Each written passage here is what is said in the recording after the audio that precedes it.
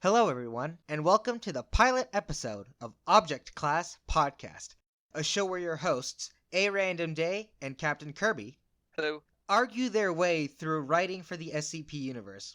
We hope to distinguish ourselves from other podcasts by offering a more production-focused insight into the SCP Wiki, what it means to write for it, and be a more involved and be a content creator for it. And we hope that you find what we have to say insightful and entertaining.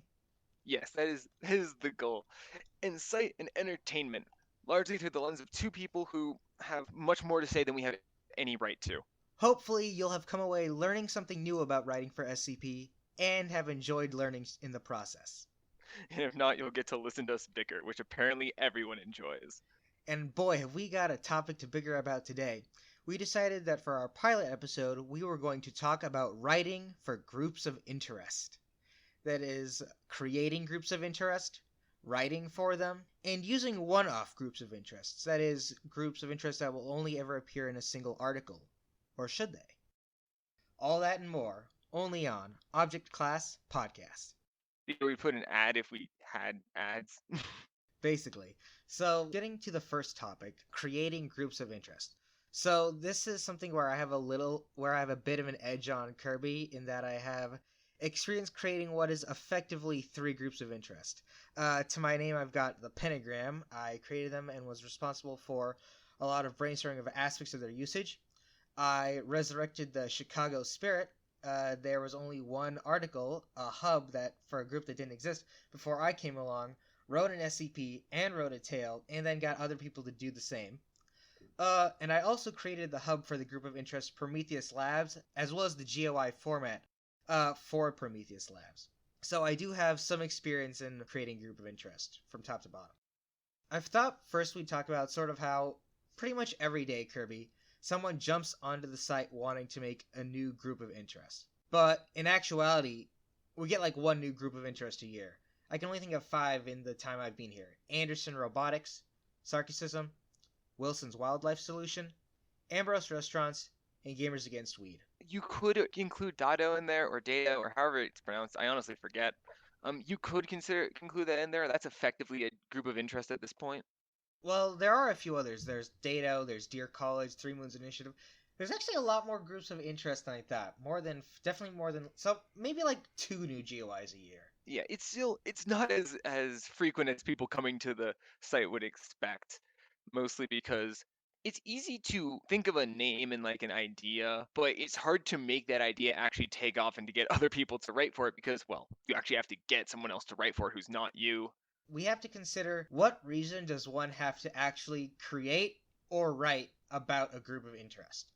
And I see 4 key reasons. The first one is to expand the lore of the Foundationverse. This is most prominent with a lot of the older groups of interest, like the Chaos Insurgency and the Church of the Broken God. The second reason I see is to develop new facets of the Foundation universe with perspectives and characters that couldn't reasonably exist as members of the Foundation. These would include groups of interest like the Serpent's Hand, the Black Queen, Oneiroi Collective. All of them have goals and a way of approaching the universe that is orthogonal or directly opposed to the Foundation. The third reason I see is to explore how like the existence of anomalies and their use in interaction with human beings would affect existing real-world topics. Some examples of this include ORIA, the Office for the Reclamation of Islamic Artifacts, which is basically a religious branch of like 3 Middle Eastern countries, combined agency dedicated to hunting down anomalies. We have the Mana Charitable Foundation, which is basically a charity that uses anomalies to help people. And we have the Chicago Spirit, which is basically the more prominent end gangsters using anomalies. And then there's a fourth reason, but that's really more of a mix of the latter 3, expanding the lore, developing new characters and perspectives that couldn't exist within the Foundation, or exploring how the analysis would affect real-world topics. These would be groups of interest like Anderson Robotics, Prometheus Labs, Gamers Against Weed. You're far too salty about that. The train to be salty about Gamers Against Weed has left the station years ago. Look, I'm on their side now, alright? I'm on their side now. I do like them a lot, and I recommend them as a group of interest for people to write about, and You say that so begrudgingly. They won me over.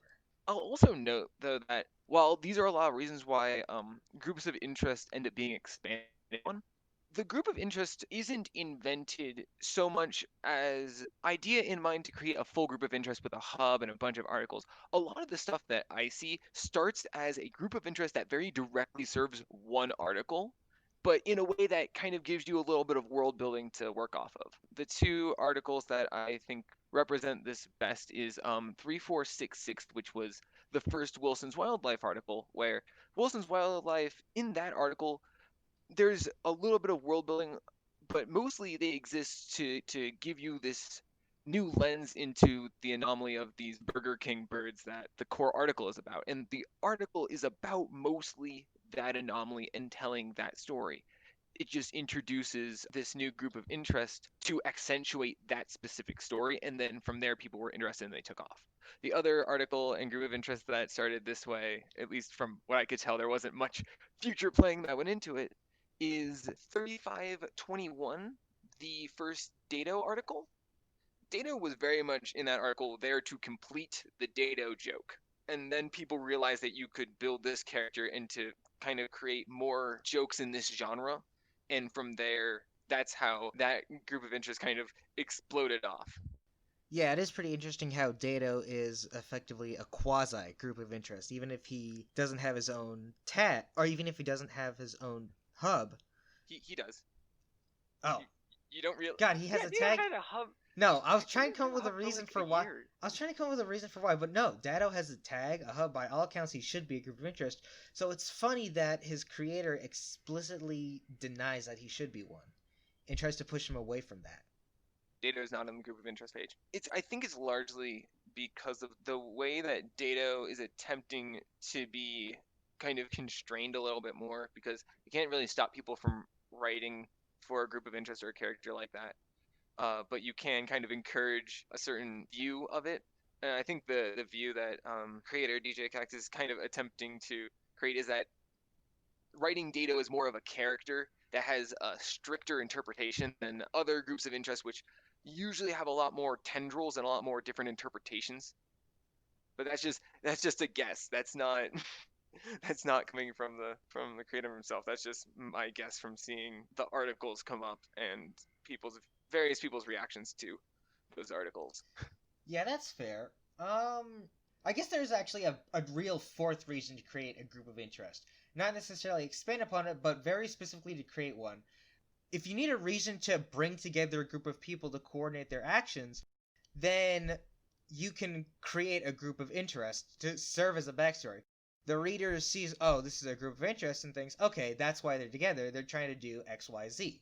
That reason doesn't even necessarily have to be sensible, just because it's real easy to slap the descriptor cult on GOI XYZ something something, you know? They can just think, oh, they're crazy, and be satisfied by that explanation. Yeah. And I'll also note that, like, calling it a group of interests can take so many forms. It doesn't need to be a particularly organized group of people. It doesn't even need to be multiple people. Because it's sort of like a foundation designation that we use for, like, outside entity that we may have to worry about again later. So, like, nobody, just a single person. It's not even clear if nobody is a person. You have Data, who is again like very much just an individual, and then you have groups like Are We Cool Yet or Gamers Against Weed, which don't have any like solid organizational structure. It just refers to the group of people who happen to identify with these groups. Because you can have anomalist artists who aren't necessarily part of Are We Cool Yet, but if you say they're a part of Are We Cool Yet, that also kind of lends an immediate grounding and background knowledge to who this person is and the group that they come from, that the reader can kind of, you can use that to sort of cheat the reader past a lot of explanation. Right, so you're saying that you could use a fifth reason to use a group of interest is to shorthand a backstory. Well, that's more or less using a group of interest rather than creating a new one. Creating a new one, you're going to have to do your world building however much you need for your article. Because if you haven't introduced this before, if this isn't like common site knowledge, then you can't really blame people when they look at you and say, I've never heard of this before, what is this? Yeah, that's a good point. We ought to spend some time talking about what it's like to write for an existing group of interest, do you think? That's something I have much more experience with. Absolutely. So basically, the most common topic of discussion I see when it comes to groups of interest on the site is the idea that you can shoehorn a group of interest into an article.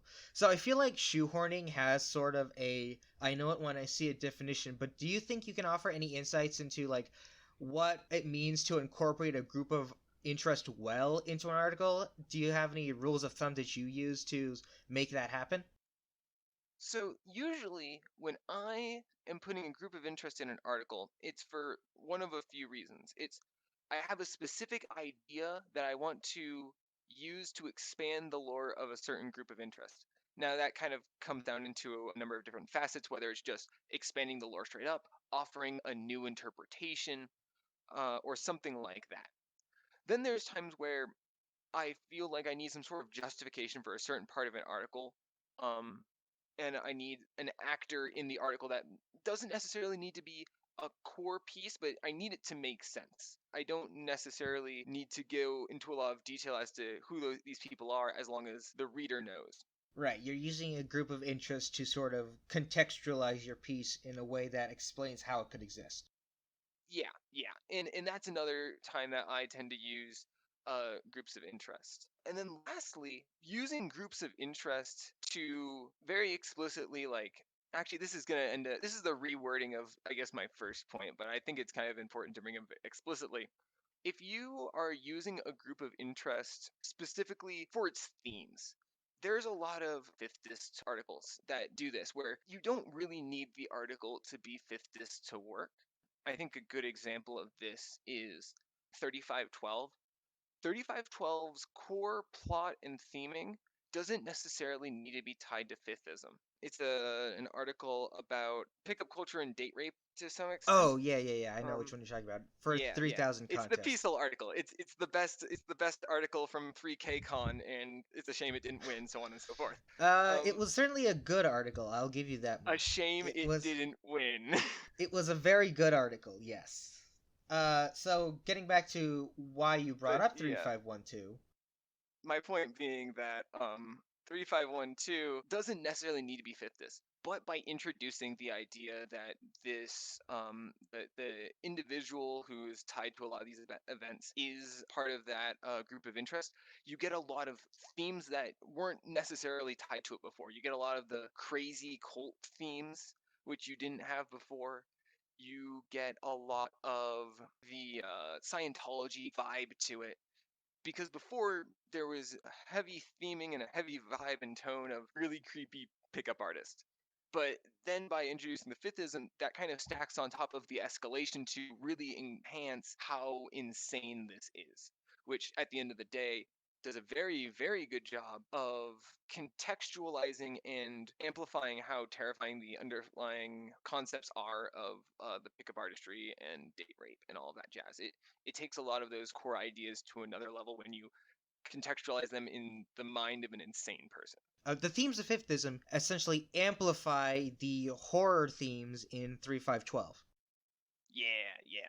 That is another way to put it. Yes. So it sounds to me like your point is that an article that uses a GOI well uses the GOI in such a way that the core themes of the group of interest, which are shorthanded to the reader by their existence, are used to amplify the themes that the author is trying to depict in the piece. That is assuming that you're using the group of interest essentially as the current site Geist knows it. There's obviously rooms to go a different direction with groups of interest. A really good example of this, in my opinion, is Dark Stuff's take on Doctor Wondertainment. Doctor Wondertainment had a much more sinister, creepy, kind of creepypasta vibe, and Dark Stuff's What a Wonderful World canon really takes Wondertainment, and it doesn't make it uncreepy, but it very much changes the tone. It makes it a lot more childlike. It makes it a lot more colorful. And there, the themes are almost entirely departed from a lot of the previous Wondertainment stuff, which is like horror through children's toys sort of deal. And then you also have the Little Misters, which are their own kind of creepy horror themes. It goes very far away from what a much darker Wondertainment. It makes it much more bright and colorful as just an anomalous toy maker. And you can do things like that if you're very explicitly trying to create a new interpretation of an already existing group of interest. If you just kind of take the group of interest and you ignore its themes, then that's when I'm going to be questioning why did you drop this name here? Why does this have to be connected to Are We Cool Yet if it's just some random artist? Why does it have to be connected to Church of the Broken God when you could have just used any other cult? That's when you ignore the themes rather than taking an explicit look at what the group of interest does well and either go for it or go away from it. If you're not doing that, then that's really when you're going astray with using groups of interest. Right. So you're saying that it's important that the themes of the group of interest align somewhat with what you're trying with the story you're trying to tell, because you can't really go away from the themes that make the group of interest up if you're trying to reimagine them. I mean, you can go away, but you have to be very explicit about it, I guess is what I'm saying.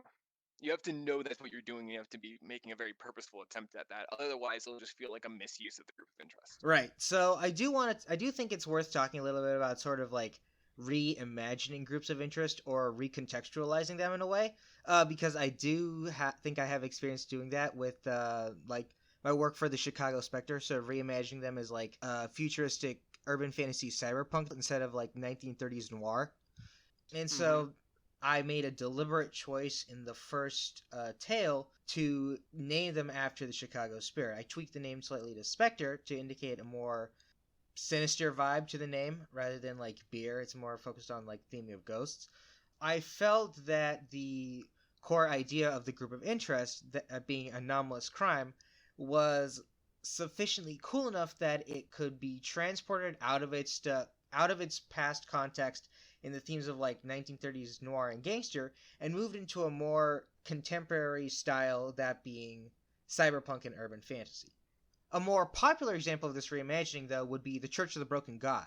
Prior to SCP 2217 Hammer and Anvil, which I would argue was sort of the turning point in a lot of ways for how the Church of the Broken God were viewed as a group of interest, because it, more than anything, sort of pushed the idea that the Church of the Broken God were good guys versus sort of the mad machine cult that they had been considered up until then. There was a shift in their perspective. Suddenly they're not antagonists. Suddenly they are good guys, but on another team. Mm-hmm. Yeah. So I was not around at the time that this came out, so I don't have a solid way to contrast before and after Church of the Broken God. But what I can say, kind of knowing the articles that came before it, Church of the Broken God, much like any early piece of work on the site, had a much more sinister deal. And from the articles that I remember they're a part of, they didn't really have much in the way of lore. They kind of were much more mysterious, and there was less concrete about them. You saw a lot of the symptoms of the group of interest, but you didn't see them much in the flesh. Kind of like 882 and the Clockwork Virus, which I think is 217, or both like symptoms and creations in a way of the Broken God group of interest. But it wasn't really about building up them as an organization or as a religion to have lore around. Whereas 2217, you've immediately introduced them as a concrete organization with like a very specific goal. You've introduced the idea that there's more to it as a true religion, with just the way that the article is written, building up certain religious aspects and ideals. And then it also creates it like a very direct opposition between Church of the Broken God and the Sarkic cults, and creates a very clear divide there, which is also nice because now not only have you built up Sarkic cults. the well, you not only have you done something for the Church of the Broken God, but now you've all actually like anchored them to another group of interest, and kind of in a way build up that group of interest. And you've also expanded the lore by coming up with by expanding out like why they are specifically in conflict with each other. Mm-hmm, It mm-hmm. sounds to me like there's really one key thing you got to do if you want to reimagine a group of interest. You have to take like one aspect of the group and invert it, flip it on its head. So, like with the Chicago Spirit, we're taking anomalous crime from the past to the future. With the Church of the Broken God, we're taking the bad guys are a cult of machine men, and now we're changing so that the good guys are a cult of machine men. If you want to like expand the GOI's lore in a way that prevents it from feeling extraneous or shoehorned in some case, you should only really change. You should make sure that your article aligns with all but like a minority of themes in the group of interest, like all but one or two. I think that that is one strategy to take. I think though that there are examples of groups of interest reimaginings that, or not even just reimaginings, just alternate interpretations that don't really fall into like such a strict, oh, I took this part and I just flipped it backwards. I would argue that the Wondertainment reimagining from Dark Stuff, if you compare the only real thing that is the same between what I would say is Dark Stuff's Wondertainment and the Little Misters Wondertainment is the fact that they come from someone who supposedly makes toys and is named Wondertainment. Like that's the only real thing that they have in common because one of them is very obviously horror based. Um, and the themes are entirely different. They're about like this weird toy horror and all of that jazz. Whereas, and it also does the thing where you don't really see Wondertainment as an organization. You see the products of Wondertainment. Whereas Dark Stuff's Wondertainment now has like 20k words of lore and a whole world called Wonder World, and everyone works in Wondertainment's factories, and it's like Willy Wonka and his Oompa Loompas. And that's like that's not just taking like, oh, you could, I guess you could frame it as, oh, we took the dark part of it and we made it light, but by doing that you're going to change so many more themes. So yeah, when you are doing a reimagining, you don't need to take a single aspect of it and flip it on its head. You just need to have a really solid understanding of what are like the core identities of whatever group of interest you're trying to reimagine, and you really need to dig in from there. Going to my examples, there's two different types of fifthism. There's Western fifthism and Southern fifthism, and those are very different. They take more than just one theme and flip it on its head. Like Western fifthism is effectively Scientology, but for SCP, whereas Southern fifthism is much more homegrown. It has much more of like a, I know it's called Southern Fiftism, but the main thing I associate with it is like smoke signals and a southern twang. And both of those and a few other themes from Southern Fiftism are not even remotely present in Western Fiftism, but they're both definitely cults, and they excel at being two different uh, aspects of cults. And then the other one that I would point out is the Wondertainment reimaginings. Dark Stuff's Wondertainment reimagining looks at Anomalous Toymaker, and instead of kind of focusing on Anomalous part of it and making these very gruesome toys that are very much horror based, that leave Wondertainment out of it mostly to focus on the horror of the things that are being made, one the Wondertainment that Dark Stuff has come up with looks really deeply at toy maker, and it really plunges into that, and it makes something colorful. It gives Wondertainment a bunch of lore. It gets rid of a lot of the really like horrific dark elements. There's still some dark elements to it, but they're very different, and they're kind of plastered over with this really bright image of Wondertainment that's kind of first and foremost someone who makes toys. He It has a world. There's people who work there. He's like Willy Wonka and his Oompa Loompas. So just because you are trying to reimagine a group of interests doesn't mean you need to necessarily invert a single aspect. You need to look at what like the core identity of that group of interest is and figure out what part you want to really dig into and kind of take that and run with it. Because if you ignore kind of the core identity of it, if you ignore like for fiftism, if you kind of ignore the exact ways in which they're crazy, if you try to go for Southern Fiftheism and you ignore the Southern part, or if you go for Western Fiftheism and you ignore the Scientology, then I'm going to be asking you, why is this in your article? You could have just made your own cult. Right. When do you use an existing group of interest versus when do you just create a group of interest that'll show up for this article and then never again?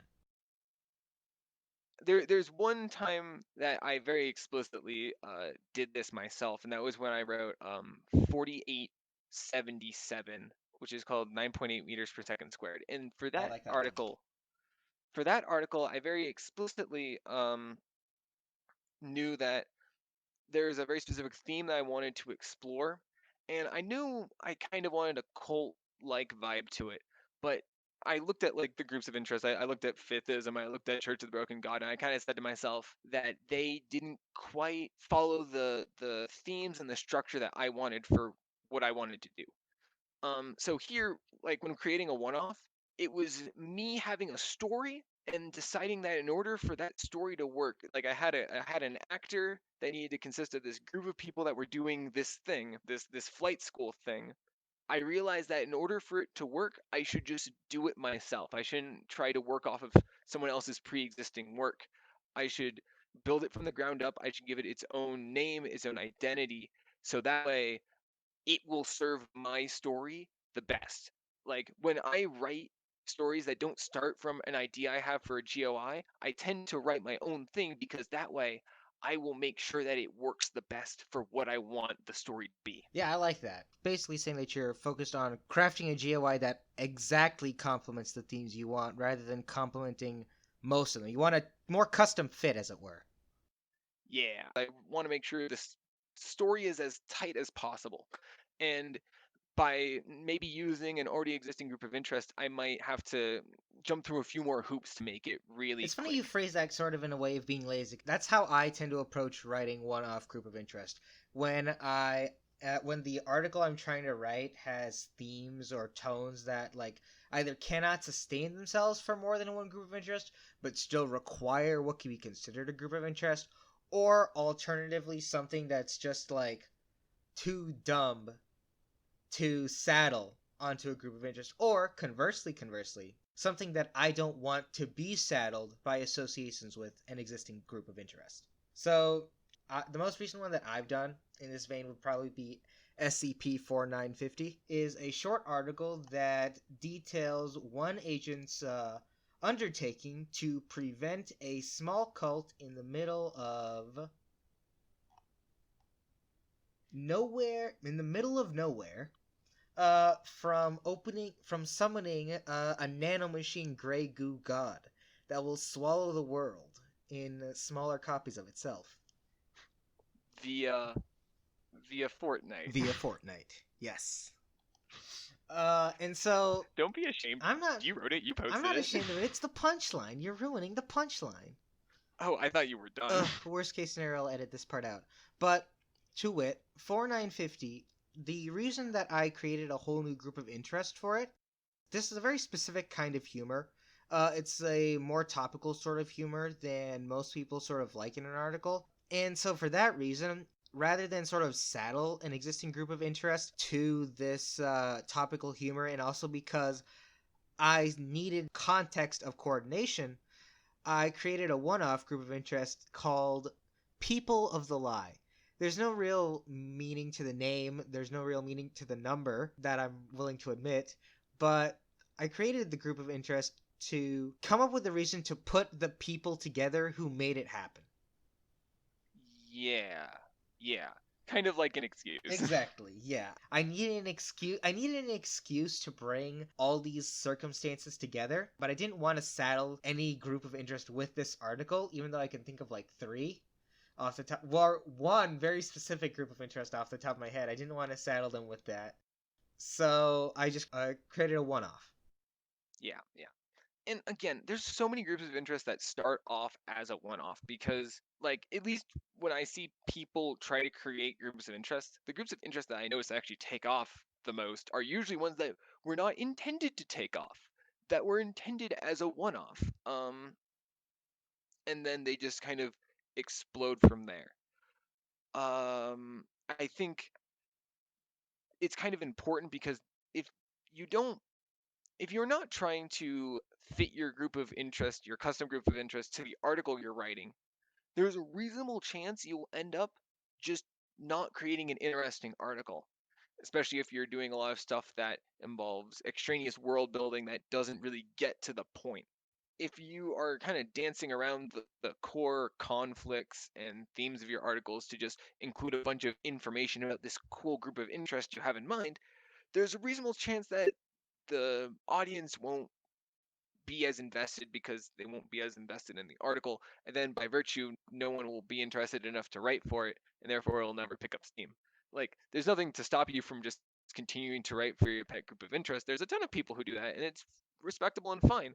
But you're kind of looking to get other people on the group of interest hype train, and you want to build something that not just you, but other people are able to and create for and expand. You want to make sure that the articles that you're writing for that group of interest, at least in the beginning, are more about the article at hand than the group of interest in question. Right. And I would also argue that to a large extent, the way that people go about sort of introducing their group of interest in this fashion, sort of as an exposition dump, is off-putting to the reader and as a writer because they don't want to be told everything about the group of interest. They want space to take what they're given and run with it themselves. Show, don't tell. Show don't tell works, people. It's painful, but it does. And yeah, and also the more room that you leave for other people to sort of come up with their own ideas, the more that they will probably feel invited to contribute. It's funny because I feel like Sarcasm is sort of the best example of that we have at the moment, because in as much as its author metaphysician like created a ton of like lore involving cultures and conlangs and mythology, the nature of Sarcasm as sort of a religion with a history of its own inspires people to do their own world building, to create their own myths, to fill in their own gaps in history, etc. That's probably one of the reasons like why so many aborted groups of interest try to be cults. They're trying to tap into that idea of like a whole religious backstory for other people to work on without putting in any legwork themselves. Honestly, I can't think of many groups of interest, attempted groups of interest of late that were Probably cults. also because you can't really think of any such articles that exist right now because they were all deleted for being bad. Yeah, that's probably it. Yeah, I mean, I can think of there's some groups of interest that I'm less of a fan of that are definitely not in the cult category that are recent, but those still took off enough that other people wrote for Right, them. yeah. So we can't talk shit about them when they worked as groups of interest. But I think it's important to note just because other people's one off groups of interest became real canonized groups of interest, don't go into an article like expecting or even hoping that this will become a used group of interest. I think the moment you start entertaining that hope, the moment you start compromising your article to sort of world build for the group of interest. Like, it's fine if you find yourself coming back to write for a group of interest that you hope that other people will start writing for it, but if you're writing the group of interest just to expand the group of interest, that's not bad. That isn't necessarily going to not work for you.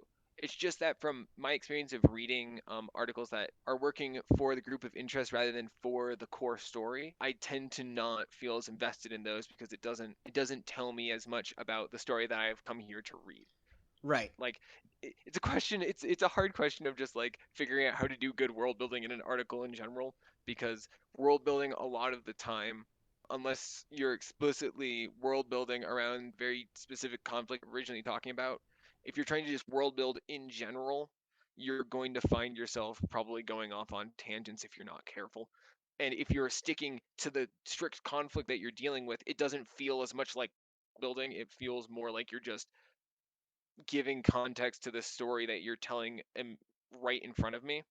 So it's just trying to find that right balance of, okay, is this still immediately relevant to the story that I'm telling, or does it feel like I'm just kind of giving information that the reader doesn't necessarily need to know right now? Right. The At the end of the day, the group of interest needs to serve the story, not the other way around. Yeah.